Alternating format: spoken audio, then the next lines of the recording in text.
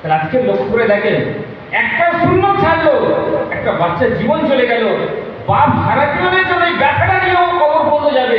হ্যাঁ, আফসোস, আমার বাচ্চা একটা জীবনের জন্য একটা বড় একটা আশা করেছিল, একটা ভালো জামা পরবে, একটা ভালো পোশাক পরবে, আমি হতভাগা বাপ হয়ে তাকে এনে দিতে পারলাম না। তার মৃত্যুর সময়, তার মৃত্যুর আগে তাকে আমি সঠিক ট্রিটমেন্ট করতে পারলাম না, ইত্যাদি ব্যাপার।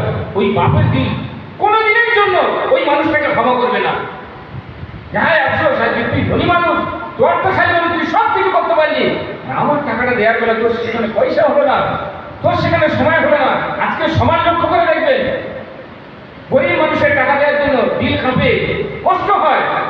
অন্যান্য জায়গায় দেখবেন টাকা পয়সা শীত জায়গা মতো বলতে দেবেন। আজ এটাই এই জন্য একটা সুন্নত যদি আপনি আমল করেন, আপনি তো জান্নাতে যাবেন, 100 শহীদের মর্তবা পাবেন। একটা সুন্নত রকম ছাড়লে দেখবেন হয়তো আপনার সুন্নতের ছাড়ার কারণে আরেকজনের জীবন নিয়ে টানাটানি হয়ে যাবে।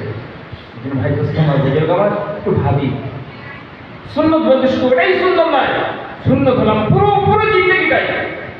যেখানে নবী কি চেয়েছে, যেখানে নবীর যে আদর্শ আছে, যেখানে নবীর যে তরিকা আছে, এর নাম হলেই সুন্নত, এর নাম হলেই দিন। আজকের আমাদের কাছে তবলিগ আলেমরা বলে, ভাই দিনের উপরে চললে আল্লাহ রাজি হবে, দিনের উপরে চললে আল্লাহ রাজি হবে। দিন মানে কি? আমার পুরো জিন্দগিটা, আমার চলা, আমার বলা, আমার লেনদেন, আমার মুআমালাত, মুআশারাত সব কিছু যেন শরীয়ত সম্মত হয়, সব কিছু যেন আল্লাহর হুকুম নবীর তরিকা অনুযায়ী হয়। এই জন্য ভাই দোস্ত আমার বুঝুন, আমার আজকের একটু বুঝি, ভাবি, জানি আমরা সবাই সব কিছু জানি, কিন্তু আমলের জায়গায় খাই, আমলের জায়গা খাই। যে যাই করব সেখানে ভাবতে হবে এর মধ্যে নবীর সুন্নাত কি আছে, এর মধ্যে নবীর তরিকা কি আছে, এখানে নবী কি করেছিলেন, সাহাবা কি করেছিলেন, এটাকে আমরা ভাবি। আল্লাহ রাসূল সাল্লাল্লাহু আলাইহি ওয়াসাল্লাম একজন সাহাবা, নাম হলো হযরত আবু যর গিফারী রাদিয়াল্লাহু তাআলা আনহু। উনি একটা জঙ্গলে বাস করতেন। কোথায়? একটা জঙ্গলে। ওই জায়গায় আরো অনেকেই ছিলেন। আস্তে আস্তে আস্তে সকলেই ছেড়ে চলে গিয়েছেন, উনি জঙ্গলে একাই আছেন। ওনার সঙ্গে উনি আছেন, ওনার বিবি আছেন, একটা মেয়ে আছে, আর একটা ছোট বাচ্চা ছিল। তো আবু যর গিফারী রাদিয়াল্লাহু তাআলা আনহু উনি যখন এই জঙ্গলে যেখানে বসবাস করছেন, আশপাশে কেউ নেই, ওনার মৃত্যুর সময় একদম সন্নিকট হয়ে গেছে। তো ওনার বিবি বলছে যে, দেখো তোমার তো শরীর তো খুব খারাপ। উনি বলছেন, আর আমি আর বাঁচবো না, আমার সময় শেষ হয়ে যাবে, আমি মারা যাবো। বলছে, যদি তুমি মারা যাও, তোমার গোসল দেবে কে, তোমার কাফন দেবে কে, তোমার জানাজা কে করবে? উনি তখন বলতে, ওই কথাটা শোনার পরে বলছেন, শোনো দিদি, আমি যার জমানের কথা বলেছি, এই যার জমানের কথা শুনেছি, মিথ্যা শুনিনি, আর যিনি বলেছেন তিনি মিথ্যা কথা বলেনি। বলে উনি বলছেন, নবীর কথার উপরে কথাটা একিন দেখেন। উনি বলছেন যে একদিন আমি নবীর মজমাতে ছিলাম, আল্লাহ রাসূল সাল্লাল্লাহু আলাইহি ওয়াসাল্লাম বলেছিলেন যে এই মজমাতে এমন একজন ব্যক্তি আছে যে নির্জন জঙ্গলে বসবাস করবে, যে নির্জন জঙ্গলে বসবাস করবে, সে ইন্তেকাল করবে, তার সেখানে কেউ থাকবে না, কিন্তু তাকে গোসলে দেবে, তাকে কাফনও দেবে, তাকে মুসলমানদের একটা জামাত তার জানাজা পড়বে। অতএব আমি সেই ব্যক্তি, আমার গোসলে দেওয়া হবে, আমার কাফনও পরানো হবে, আর মুসলমানদের একটা জামাত আমার জানাজা পড়বে। এই বলে স্বামী স্ত্রী কথা হয়েছে, বাচ্চাটা মেয়েটাও কথা শুনেছে। আস্তে আস্তে আস্তে আস্তে মানুষের শরীর যখন ক্ষীণ হয়ে যায়, দুর্বল হয়ে যায়, মৃত্যুর আগের সময় যখন এসে যায়, উনি যেদিনে মারা যাবেন তার আগের দিন নিজের বিবিকে, নিজের মেয়েকে বলছেন যে তোমরা বকরি যাবে, খানা তৈরি রাখো, আজকে আমার বাড়িতে কিছু মেহমান আসবে, তাদের মেহমান নামাজি করবে। তো মেয়ে বলছে যে আব্বাজান ফাঁকা জায়গায় কি এমন আছে, মেহমান আসবে। বলছে আসবে, আজকে আমার মৃত্যু হলে লোক আমার জানাজাতে আসবে, তারা এখানে মেহমানদারি করে। তো ওনার স্ত্রী চলে গিয়েছে, জঙ্গল থেকে একটু বাইরে থেকে গিয়েছে, রাস্তার কাছাকাছি। মেয়ে এদিকে বকরি জবে করেছে, খানা রেডিও করেছে। আর হযরত আবু যার গিফারী রাদিয়াল্লাহু তাআলা আনহু উনি খুব সাখী, খুব দানি মানুষ ছিলেন।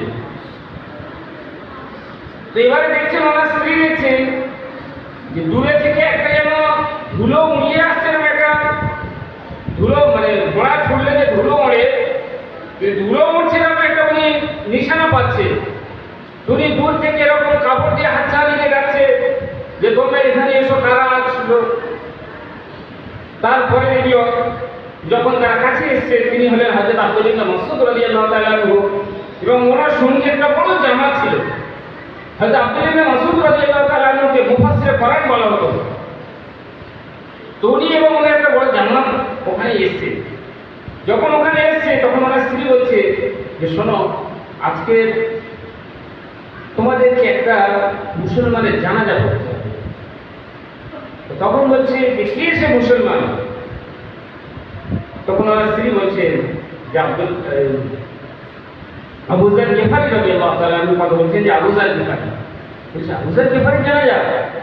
তো ওনারা নিজে বলছে যে আরে এমন একজনের জানাজার কথা বলছো যার জানাজা পড়লে আমাদের মাগফিরাত হবে, যার জানাজা পড়লে আমাদের মাগফিরাত হবে। অতএব ওরা ওর আগের স্বপ্নই দেখেছিল কেউ যেন ওদেরকে বলছে যে তোমরা আবু যার গিফারী জানাজা যারা পড়বে তারা মাগফিরাত পেয়ে যাবে। অতএব তারা সঙ্গে সঙ্গে হযরত আবু যার গিফারীর কাছে আসলেন। আসার পর উনি তখন একদম মুমূর্ষু অবস্থায়, মৃত্যুর শয্যায় শয্যিত এরকম পজিশনে। তো হযরত আবু যার গিফারী রাদিয়াল্লাহু তাআলা বলছে যে আমার জানাজা যে পড়াবে সে যেন কোনো সরকারি কোনো নকরি না করে, হুকুমতের কোনো গোলাম যেন না হয়ে থাকে। তোর মধ্যে একজন বললেন যে আজও পর্যন্ত আমি কোনো সরকারি কাজ করিনি। তো তারপরে হযরত আবু যার গিফারী বললেন তুমি আমার জানাজা পড়াবে, এবং বললেন আমার কাফন, উনি বললেন আমার কাছে এই যে ইহরামটা আছে, এই ইহরামটা আমার মা নিজে সেলাই করে আমাকে দিয়েছে, নিজের মা, আমার মায়ের বোনা, নিজের হাতে বোনা, এটাই আপনার কাফন হয়ে যাবে। তো তারপরে ওনারা উনি ইন্তেকাল করলেন, ওনার গোসল দিলেন, জানাজা হলো। জানাজা হয়ে মাটি দিয়ে সবারই হয়ে ঘুরেছে। ওনার মেয়ে বলছেন আপনারা মেহরবানি করে বসে যান, আপনার জন্য খানা দিয়ে দিয়েছে। তো হযরত আব্দুল্লাহ ইবনে মাসউদ বলছেন যে কি ব্যাপার, এত তাড়াতাড়ি কিভাবে সম্ভব, তোমরা খানা রেডি করলে? বলছে আমার আব্বাজি বলে গিয়েছে, উনি কাল রাতে আমাদের বলেছিলেন যে তোমরা সকাল সকাল খাবার রেডি করে আমার বাড়িতে মেহমান আসবে। তো আজকে লক্ষ্য করে দেখে সাহাবাদের মধ্যে একই ছিল যে নবীর সুন্নাত, নবী বলেছেন মানে শিওর হবে, নবী বলেছেন মানে অটুট হবেই হবে, কোনো কিছুই মানে বিকল্প কিছু নেই। এটাই ছিল সাহাবাদের ঈমান। আজকের লক্ষণীয় বিষয় এটাই যে আমরা নবীর অনেক সুন্নাত জানি, অনেক কথা আমরা শুনেছি, তারপরে বলতে আমার মধ্যে একই এরকম আমরা মনে করি হবে, সত্যি তাই হবে, হবে এ কথা হতে পারে, এটা হাদিসে তাই আছে, কোরআনের মধ্যে তাই আছে, হ্যাঁ ভাই রসুলের কাছে এমনও কিছু কথা আছে, এমন কিছু বাণী আছে।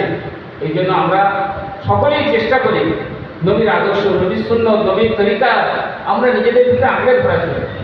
কোরআন নিজেই বলেছে আমা আযাকুম রাসূল ফাখুযুহু আমা নাহাকুম ফান্তাহু, যে নবী তোমাদের কাছে যা নিয়ে এসেছে সেটাকে আঁকড়ে ধরো। এর মধ্যে নবীর তরিকা কি আছে, এর মধ্যে নবীর সুন্নাত কি আছে। আমি আমার একটা মেয়েকে বিয়ে দেবো, আমি আমার একটা ছেলেকে বিয়ে দেবো, এই বিবাহের মধ্যে সুন্নাত কি আছে আমাকে দেখতে হবে, শরীয়ত কি বলেছে আমাকে দেখতে হবে। আজকে দেখবেন ধরুন আমার ছেলে বিয়ে দেবো, আস্তে আস্তে আস্তে আস্তে আজকে সাঁতরাতে রাতে বাচ্চাটা মারা গেছে। ও তখন আফসোস করে বলছে হায়, যদি এই মানুষটাই যদি একটা সুন্নাত আমল করতো, একটা